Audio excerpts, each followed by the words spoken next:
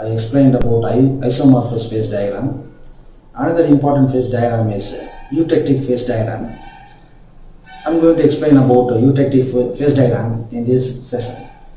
This phase diagram, eutectic phase diagram, is also a binary phase diagram. As I told you earlier, a binary phase diagram is a graphical plot between two systems. One is lead and another one is tin. The phase diagram is drawn by way of heating the alloy at various compositions of Pb and Sn and maintaining it to liquid state. From that liquid condition, it is cooled, and the phase transformation taking place at various temperatures is recorded, and at room temperature what is the phase exists is also recorded. Thus the graph is drawn between the composition and temperature. Also in the graph the transformation temperature lines are recorded, and the solidus line, that is the line separating the liquid solid phase and the solid phase, and the liquidus line is the line separating the liquid solid phase and liquid phase. Also the solidus line, which is the one which separating the alpha and alpha plus beta phase, is noted, is marked. Thus this graphical plot gives information about the various phases occurs at various temperature, and this information is useful to manufacture alloys for various applications. And I want to make a point about this eutectic point. This eutectic point is the point at which all the three phases coexist, and this point occurs at a temperature which is the minimum or least in the phase diagram. We can notice that the melting point of lead is 327 degrees centigrade and the melting point of tin is 232 degrees centigrade. We can notice that the melting point, the eutectic point occurs at 183 degrees centigrade. This shows that the melting point decreases with the addition of tin in Pb. That is one important point. So whenever you add an alloying element in a pure system, that is lead is added with tin. So in a pure system, a foreign element is added. Because of the addition of alloying element in the pure system, the melting point decreases at 61.9% of Pb of Sn in Pb. The melting point is lowered to 183 degrees centigrade. So the 61.9% is the tin which is added to Pb, and the eutectic point temperature is 183 degrees centigrade. The reaction taking place at this particular isotherm is known as eutectic reaction. The liquid upon cooling disintegrates to solid 1 and solid 2, that is liquid disintegrates to alpha plus beta phase, and these two solids upon heating transforms to liquid.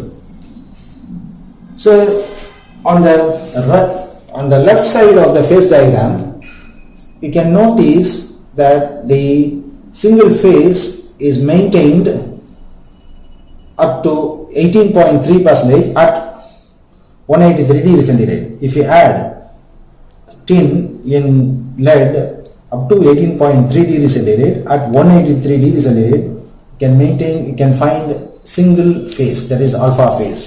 So the phase transformation, that is from alpha to beta, takes place as the temperature lowers, or at room temperature you can find alpha plus beta phase.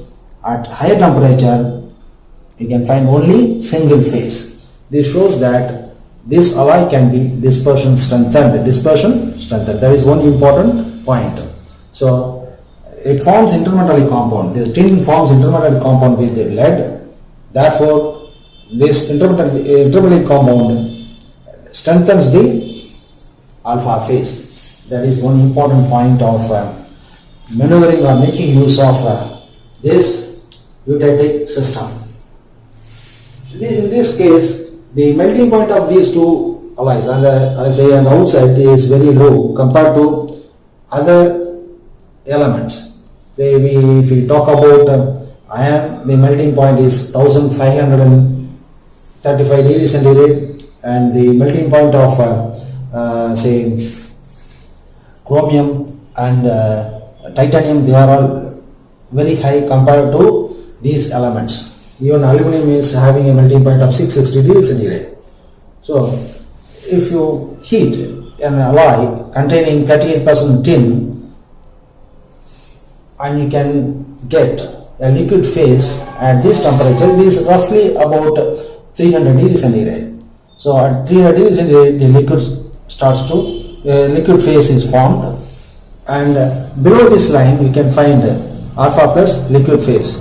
Below this liquidous line you can find alpha, that is solid plus liquid, and the solid crystallites found in the liquid is alpha phase occurring between 183 degrees centigrade and 200 degrees centigrade.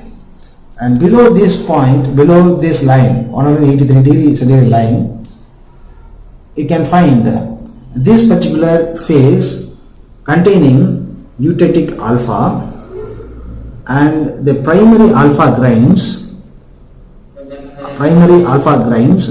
containing 18.3% tin, and the beta rich phase containing 97.8% tin in it. So this particular system strengthens the sulfur lead phase. So the addition of tin in lead results in increased strength of lead. Say this particular alloy is used for soldering purpose. That's why this particular alloy is produced. Various solders are used. Say at 183 degrees it melts. So the importance of manufacturing eutectic alloy is to reduce the melting point, also ensuring that the alloy possesses good strength and hardness and other properties, mechanical properties needed for the joint. Okay. So away from this point, you can find beta plus liquid phase because the tin content is more. That's why you may find only beta plus liquid phase. Okay. Closer to the tin line, that is along this line, you may find 100% tin. You can find only beta phase. This region is rich with tin, and it contains only very less amount of lead in it. Okay. So the eutectic diagram, phase diagram, resembles the shape as shown here.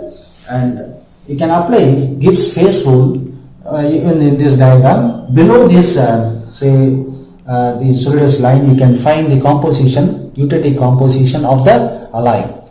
We can find here also. You can apply lever rule above this 183 degrees centigrade line, and between this solidus line and the liquidus line, you can draw a tie line, and then you can apply lever rule, and you can estimate the composition of the liquid and solid phase. Here we are going to talk about the Gibbs phase rule.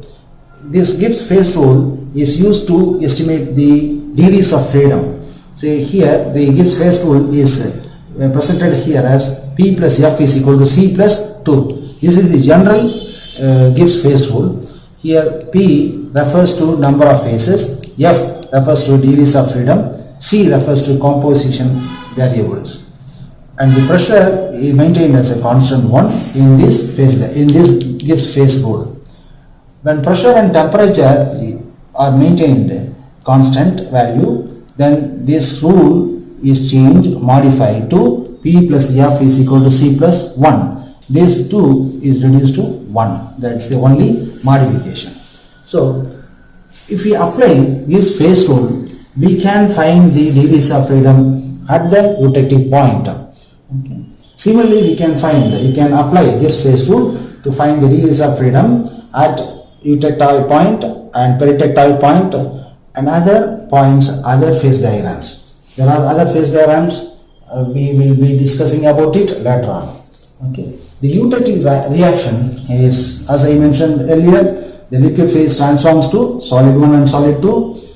Therefore, in a eutectic point, all the three phases coexist. That is, liquid phase and two solid phases coexist at this point.